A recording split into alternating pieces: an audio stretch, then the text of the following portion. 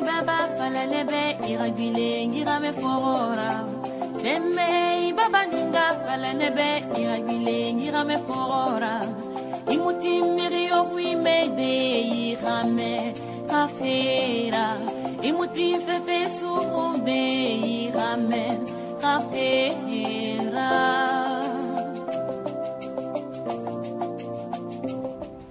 Bonjour. Monsieur Keith Fotchin, vous êtes un designer d'intérieur professionnel en France. Vous arrivez, Monsieur Keith, très tôt. Votre arrivée en France est très tôt. Et après votre bac D, qu'est-ce qui se passe? Alors, après mon bac D, que j'ai passé à l'école lycée Saint-Sulpice dans le 6e arrondissement à Paris, je fais 4 ans dans une école d'informatique et de gestion, rue des Francs-Bourgeois dans le 4e arrondissement. Voilà. Quand je sors de là, évidemment, je suis africain, étudiant africain, qui termine ses études à Paris. Comprenez bien qu'à cette époque-là, l'informatique est un métier incroyable, etc. Voilà. On découvre, on ne sait rien, on est au balbutiement, etc. Et moi, je m'inscris à l'ESIG, qui était l'école qu'il fallait faire à ce moment-là, donc l'école supérieure d'informatique et de gestion à Paris, dans le 4e. Alors, votre carrière, évidemment, après cette formation, je dis, commence le véritable parcours du combattant, parce qu'il va falloir travailler, et pour travailler, il faut des étapes. Voilà. Alors, pour travailler, il faut des étapes. On vient de finir ses études. On est étudiant africain, donc logiquement, on rentre dans une phase où renouveler ses papiers devient extrêmement compliqué. Oui, parce simplement. que le cursus vous avez fini vos études, donc probablement, voilà. Donc je rentre dans une espèce de phase un peu de galère, où pendant 3 ans, je fais des métiers de consultant en informatique. Apparaît dans des grands groupes. Dans des grands groupes. Voilà, Alcatel et puis quelques autres. Alcatel, Siemens, et tout ça dure pendant 3 ans en fait. Ah oui, ce qu'on peut appeler les petits boulots, sauf que là, ce n'est pas des petits boulots, c'est consultant en téléphonie. C'est consultant en téléphonie où j'apprends un métier qui est le métier de la communication d'entreprise. Vous savez ce que c'est. C'est quand vous avez dans une société plusieurs collaborateurs et que vous devez inventer un système de communication, parce que la communication d'entreprise est importante en fait. Les gens vous appellent, vous avez un standard téléphonique et vous pouvez passer des appels de gauche à droite en fait. Oui, voilà. Alors Monsieur Keith Fotchin, votre carrière aurait pu se poursuivre dans cette activité-là, mais pourquoi c'est l'inverse qui se produit? Une rencontre déterminante, quand j'étais consultant en téléphonie, en informatique, en gestion. Évidemment, j'étais jeune. Et dans le Quel groupe, âge à peu près? La trentaine? 29 ans, je pense. 29 ans. Et mon directeur financier de l'époque m'avait remarqué parce que j'avais on va dire, quelques prédispositions commerciales, je dois reconnaître. Vous le dites bien dans votre CV, vous avez un don, vous êtes un vendeur né. C'est pas que la vente, c'est pour vendre, il faut adhérer au produit qu'on vend. C'est important. Quand vous aimez le produit que vous vendez, vous pouvez le transmettre à l'autre. Oui, c'est super important. Bon, la première condition, c'est aimer ce qu'on fait. Quand on aime ce qu'on fait, on le fait sans calculer, etc. Donc, je reviens à ces prémices, donc cette rencontre avec ce directeur financier qui décide d'aller monter une boîte et qui me propose de le suivre. Bon, j'étais jeune, j'ai pris 24% des parts de cette société et c'est comme ça. Société d'informatique ou société de télécom. Télécom, société de télécom et d'informatique aussi, forcément. Et c'est dans cette société que j'ai appris mon métier d'entrepreneur. En fait. Et donc, vous voilà donc dans l'idée, dans la culture d'entreprise, en tant que, cette fois, premier dirigeant. Mais on comprend bien ce parcours qui est absolument cohérent. Et là, vous décidez de créer une société, la vôtre cette fois. Comment est née cette société Prestapol? Voilà. Je décide de créer la mienne à 100%, évidemment, parce que j'étais aussi la mienne, mais j'étais minoritaire. Oui, en fait. il y avait des vous parts, connaissez vous cette, oui, j'avais minoritaire. Et vous connaissez cette célèbre phrase de Albert Frère qui disait que petit actionnaire minoritaire, petit con, pardon, et grand actionnaire minoritaire, grand con. Donc, mais pourquoi je crée une entreprise de décoration et d'architecture? Parce que dans mon travail précédent, dans les télécoms et l'informatique, on ne s'adressait essentiellement qu'aux grandes sociétés qui prenaient des nouveaux immeubles de bureaux, mais pour gérer uniquement la partie qui nous concernait, c'est-à-dire la partie réseau, couche-bâche et autres, c'est-à-dire téléphonie et informatique. Et je suis parti du constat que les grandes sociétés avaient besoin d'un accompagnement quand elles devaient prendre de nouveaux locaux. Voilà la raison de la création de Prestapol, en fait.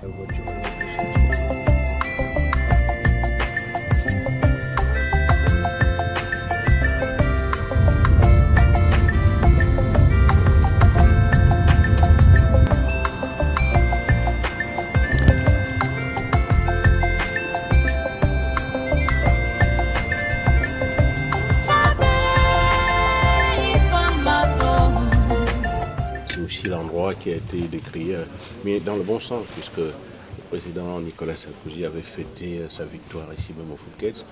Et vous, votre journée commence ici? C'est-à-dire qu'en fait, tous les matins, je suis ici à 7h30. Je prends mon petit déjeuner à 7h30. Alors, ce que j'aime bien, c'est démarrer ma journée au Phuket, d'abord parce que c'est à côté de chez moi. Hein, et je suis amoureux du jus d'orange du Phuket. Ça, je veux dire, je n'ai pas encore trouvé meilleur jus d'orange, sauf quand je vais au Cameroun. Sans en exagérer. Non, parce qu'on a des bonnes oranges au Cameroun. Mais à Paris, le meilleur jus d'orange, c'est celui-ci. Et j'aime beaucoup cet endroit qui est la quintessence de l'élégance, en fait.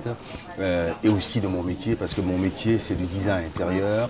Et on est dans un endroit qui est beau, qui est élégant, qui me touche, que j'aime. Voilà. Moi, j'aime le beau, j'aime ce qui est beau, etc. etc. C'est très bien, c'est vous qui avez le programme. Nous sortons d'ici et puis donc on va vous suivre dans Paris. Il faut rappeler qu'on se trouve au Phuket à Paris, dans le 8e arrondissement. Le Phuket, c'est qui est un endroit, un établissement IN, c'est des personnalités de haut niveau. Je vais rappeler que c'est politique, socio-culturel et il y a aussi des écrivains, on a vu quelques-uns, des acteurs de cinéma. Donc vous adorez ces milieux où il foisonne des gens, des personnalités d'horizons différents? Mais d'abord, mon métier à Paris, c'est de décorer et d'aménager des lieux qui sont à la mode. Hein. Et pour aménager des lieux qui sont à la mode, on les trouve pas dans les pages jaunes, si vous voulez, hein, dans un annuaire. Donc, c'est un savant mélange de réseau, de networking. Hein, il faut rencontrer des gens. Et mes clients, très souvent, sont des gens qui fréquentent un peu ces milieux-là, en fait. Hein, si vous voulez, on refait des hôtels particuliers, des maisons de maîtres, etc. Donc ces clients-là, on peut que les coincer dans ces milieux-là. Oui. Écoutez, une journée normale commence à 7h, au petit déjeuner ici, et puis au gré de la journée en fonction des rendez-vous. Et comme j'aime faire mon sport, j'aime bien finir ma journée par une bonne séance de sport, quoi, en fait. On a une vie qui est stressante, voilà, ajouter à ça une vie d'entrepreneur qui est stressante. On traverse un moment difficile, hein, en Europe, il faut le dire, une crise qui est sévère, hein, qui touche l'ensemble des pays européens hors l'Allemagne, qui commence d'ailleurs à être touché, d'ailleurs, c'est ce qu'il faut dire. Donc on a, comme tous les entrepreneurs de ce pays, des problèmes de trésorerie, on a des employés à payer tous les mois, donc il faut trouver des... Voilà. Donc il y a un stress et je pense que c'est important de faire un peu de sport après le boulot, quoi. Votre âme, votre personnalité, votre look est un peu spécial, il faut le reconnaître. Quand vous regardez, vous ne passez pas inaperçu. Non, j'ai pas... En fait, alors, en ce qui me concerne, il n'y a pas de recherche. Je vous ai dit que je suis attiré par l'élégance. Et l'élégance, elle n'est pas que vestimentaire, elle n'est pas que architecturale, ok. C'est aussi un ensemble de valeurs, si vous voulez. Okay, donc c'est d'abord un état d'esprit, l'élégance. Hein. C'est un état d'esprit. Et moi je suis un dandy. Hein. Je le réclame, je le revendique. Et un dandy a une façon de vivre, une façon d'être avec des gens. Un dandy est généreux, c'est important. Hein. Un dandy, vous pouvez expliquer dandy pour beaucoup qui ne savent pas, moi je sais. Le dandisme, comme je l'ai dit, c'est un état d'esprit, si vous voulez. Donc, alors, moi je suis un dandy, moi je le revendique, effectivement, un dandy bien parisien. Habillé, look, toujours bien habillé, poli, respecté, respecter sa parole. Sa parole, c'est important. C'est une forme de culture, je l'ai dit tout à l'heure. Mais bien sûr, c'est un état d'esprit, c'est une façon de vivre en fait. Et c'est pas juste... alors, on connaît tous des gens extrêmement riches, qui s'habillent très très bien, mais qui n'ont aucune valeur, qui sont des gens méprisables au final. Non, voilà, on est un peu à l'opposé de tout ça. On n'est pas riche, mais on est riche de notre tête. Voilà. C'est ce qu'il y a dans la tête, voilà, de la culture, de ce que nous sommes en fait. Voilà. Ça va? Oui, bien sûr.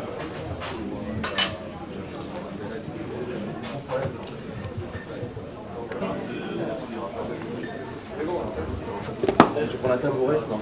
Hein, pour faire quoi? Merci. À bientôt. Merci beaucoup. Merci à bientôt. vous. Merci. À bientôt. Bonne journée. De même. Merci à vous. Au revoir. Au revoir, monsieur. À bientôt. Courage, merci. Au revoir, monsieur.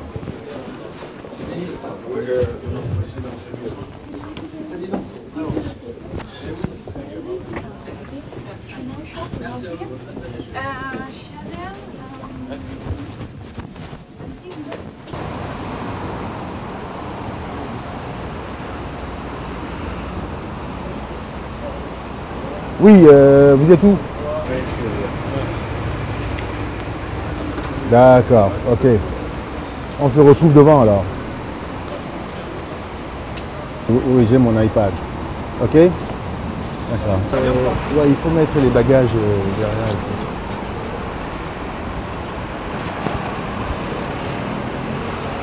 Monsieur Cage, Fucin, le nom, il faut dire, il est spécial. Hein? Bah, vous savez, pour les Italiens, ils disent Focine. Voilà. Les Russes disent Focine, Et les Français, Les Français disent Focine. Fucin. Les Camerounais disent Focine. Il n'y a pas d'accent. Enfin bon, c'est Focine, il n'y a pas d'accent.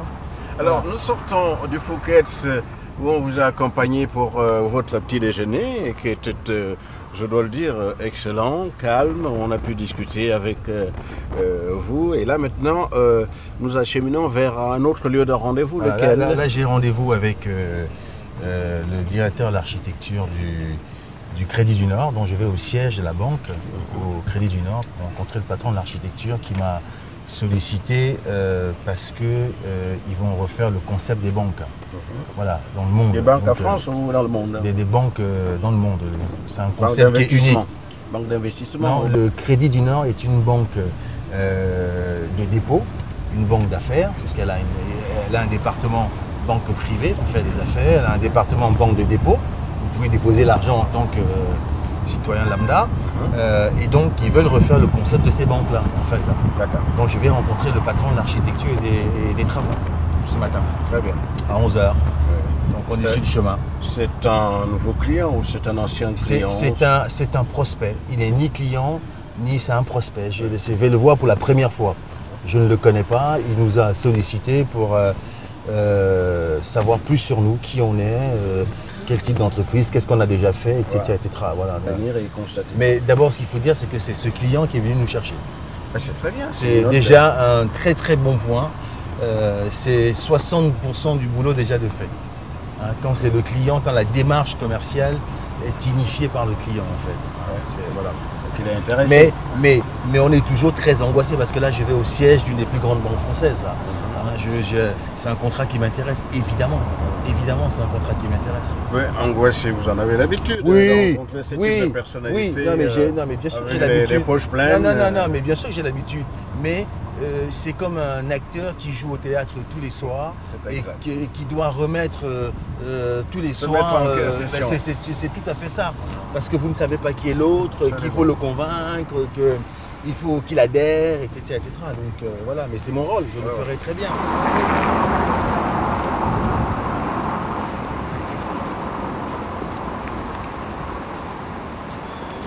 C'est pas vrai. Comment tu vas? Qu'est-ce que tu veux? Ça va? Très bien. C'est vrai que tu es à côté en fait. Ouais, moi j'ai rendez-vous au Crédit du Nord là. Et comme j'ai une télévision qui me suit depuis ce matin, je ne sais pas quoi faire.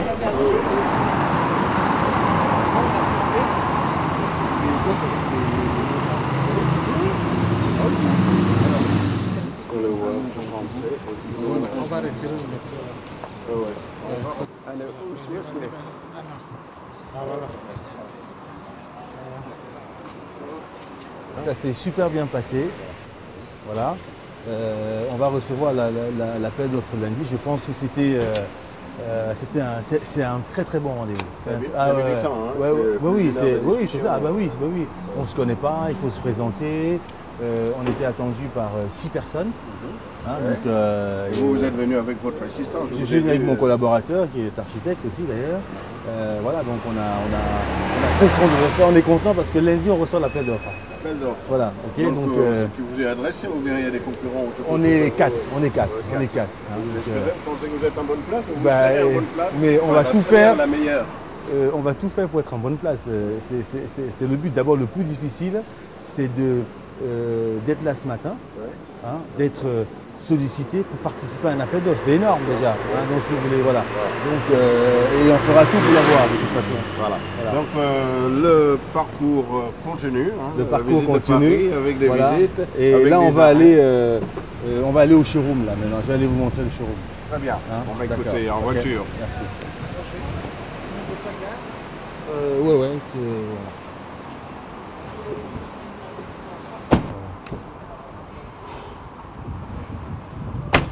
Je vais vous présenter personne qui gère. Bonjour. Enchanté. Je suis à Coury.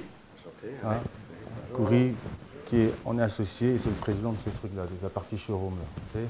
Ce qu'on cherche à faire aussi, c'est faire en sorte que les gens qui vont travailler dans les bureaux, puis ils doivent passer 8 heures à 10 heures par jour assis sur leur chaise, devant leur bureau, face à l'écran. Nous, ce qu'on veut, c'est faire en sorte que ces gens-là puissent travailler dans une certaine sérénité, puissent être bien installés, puissent être véritablement productifs, et non pas faire en sorte de les mettre dans des situations où, en fin de compte, ils ne vont pas être productifs pour la société. Ça va représenter plus un coût qu'autre chose. Aujourd'hui, il faut une véritable performance, et la performance passe par le bien-être. Si vous êtes mal installé, vous avez mal au dos toute la journée, vous allez plus penser à votre mal au dos qu'aux affaires que vous devez traiter. Exact. Voilà. Et 90% des gens vous diront qu'ils ont des tensions au niveau de leurs épaules, au niveau du dos, lorsqu'ils sont installés, qu'ils ne sont pas bien installés. Pourquoi? Parce qu'on ne fait pas attention à tous ces éléments. Donc, je vous réponds très clairement, c'est médicalisé, bien entendu que c'est médicalisé, et c'est ce qui s'appelle l'ergonomie au poste de travail. C'est très bien, vous êtes de cet avis. Évidemment, c'est le cœur de notre métier, et d'ailleurs, je trouve qu'il y a une corrélation entre le bien-être en entreprise et la rentabilité. Les employés qui sont bien sur leur poste de travail sont plus productifs, c'est évident. On a 10 places, ok. On a 12 sièges, mais on peut en faire, on a fait la salle du conseil du CAC 40, où les 40 sociétés les plus importantes de ce pays se réunissent une fois par mois à la bourse. Ok. Voilà, c'est du sur-mesure, c'est des produits de très très grande qualité. Hein. Donc on s'occupe de tout, du sol au plafond, en passant par l'éclairage et le mobilier. Regardez comment est fait le cloisonnement amovible. Aujourd'hui, dans un espace, on ne fait plus de parpaing, c'est fini. On crée l'espace avec de l'amovible, avec de la mobilité. On peut changer, bouger, faire ce qu'on veut, etc. Voilà. Vous voyez, et là, on a, je pourrais vous le montrer, ici, vous avez un écran qui est incorporé. Hein, vous avez un écran qui est incorporé. C'est-à-dire que quand il y a une salle de, quand il y a une grande réunion, ce miroir se transforme en télévision, en fait. Alors, il n'y a pas eu de difficulté particulière pour que vous partiez de là, de l'informatique, de la téléphonie, et vous devenez, peut-être il y a un lien techniquement, c'est à vous de nous le dire, et vous devenez designer d'intérieur. C'est-à-dire, en fait, il y a un lien. Vous savez, quand vous créez quelque chose, logiquement, ça part d'un manque. Ouais. Et vous vous dites, si ça vous manque à vous, puisque vous n'êtes pas le seul homme sur la Terre, on est quelques milliards, enfin, on est quelques milliards sur la Terre. Il me semble, oui. Donc forcément, ça manque à d'autres personnes, en fait, si vous voulez. Et invariablement, je dois dire, invariablement, quand j'allais voir mes clients grands comptes, pour leur vendre, comme vous dites, la téléphonie et de l'informatique, etc., quand vous aménagez un espace tertiaire dans le bureau, okay, très souvent, la basse couche a une vraie corrélation avec l'aménagement global, en fait, si vous voulez. Et j'ai constaté que sur le marché, il n'y avait pas une réponse globale.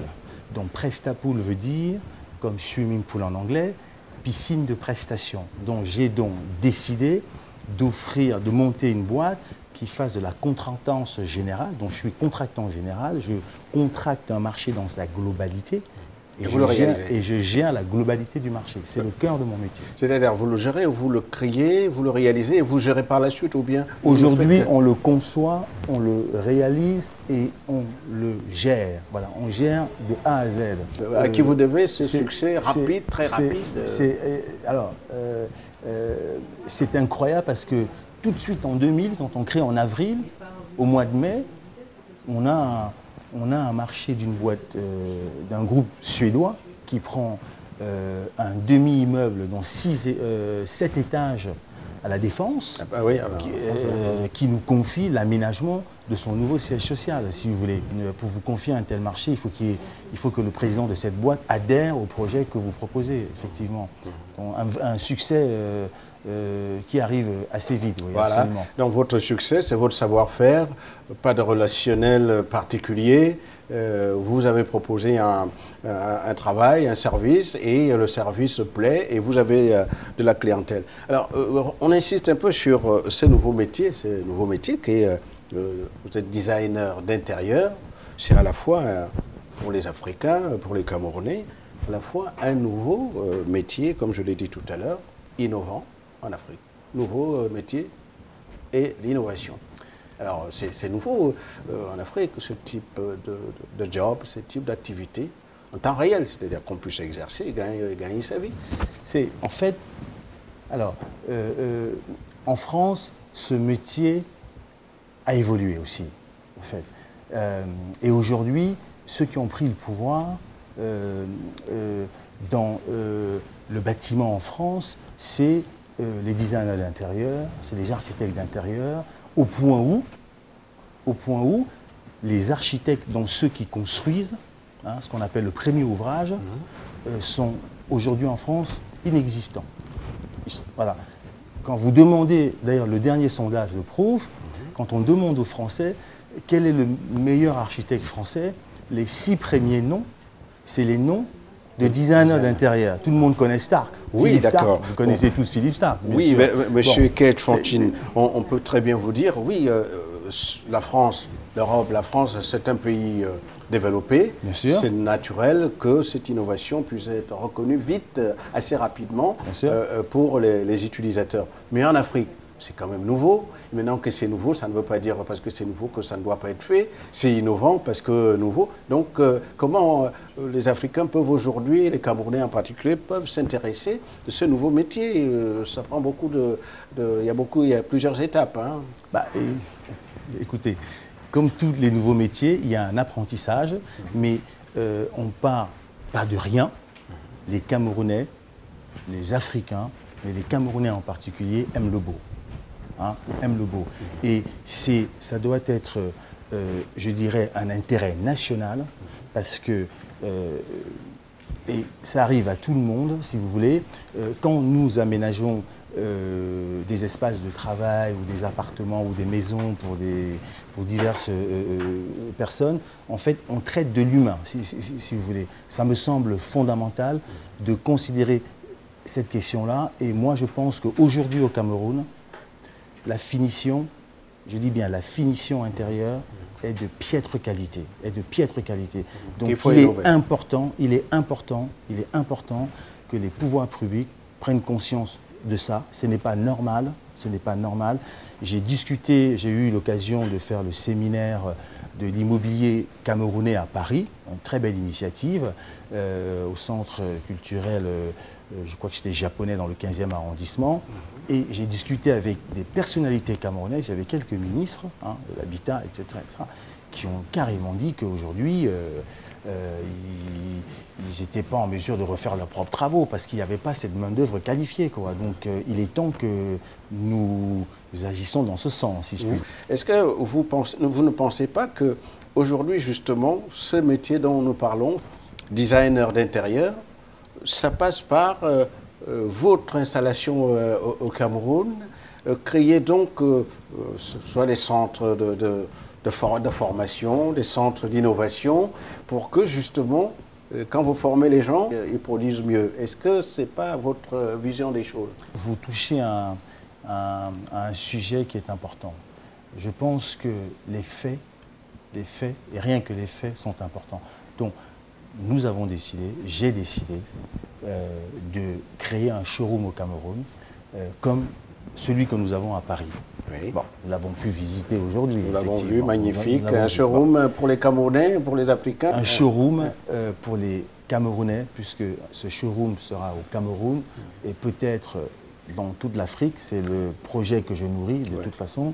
Mais vous ne venez pas implanter un showroom au cœur de Douala, puisque c'est à Douala que nous recherchons un local de 300 mètres carrés, pour commencer, etc.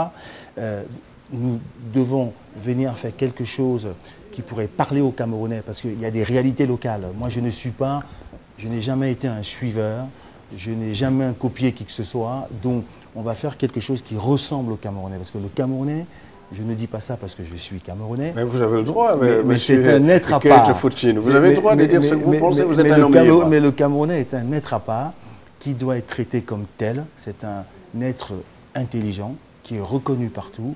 Et je pense que nous méritons au Cameroun d'avoir des espaces qui nous ressemblent. Donc un showroom, comment vous l'appelez, un showroom. Un showroom. C'est un espace où vous faites la démonstration de vos produits. Un showroom, c'est un espace où on montre ce qu'on sait faire, où vous avez effectivement des gammes de matériaux innovants, divers et variés, où des prescripteurs locaux pourront venir faire leur samplette, c'est normal. Évidemment, vous avez parlé de la formation, j'y tiens beaucoup. Parce que je pense qu'il faut transmettre aux jeunes générations cet amour-là, cet amour du beau. C'est ce qui nous anime. La valeur travail, le savoir-faire, la création. Le savoir-faire, la création. Voilà. En France, ils ont créé un concept que j'aime bien. Ça s'appelle les entreprises du patrimoine vivant.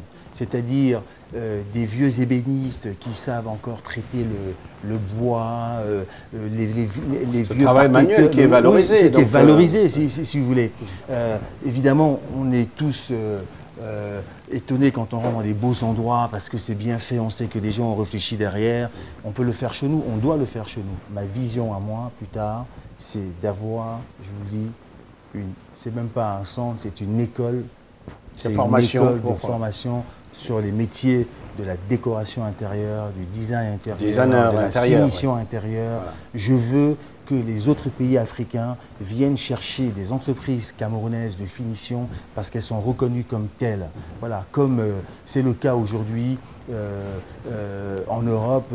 On sait que si les gens vont en Italie, etc., parce qu'ils ont fabriqué ça, ça se construit, si vous voulez. Mais pour ça, il faut transmettre aux jeunes générations.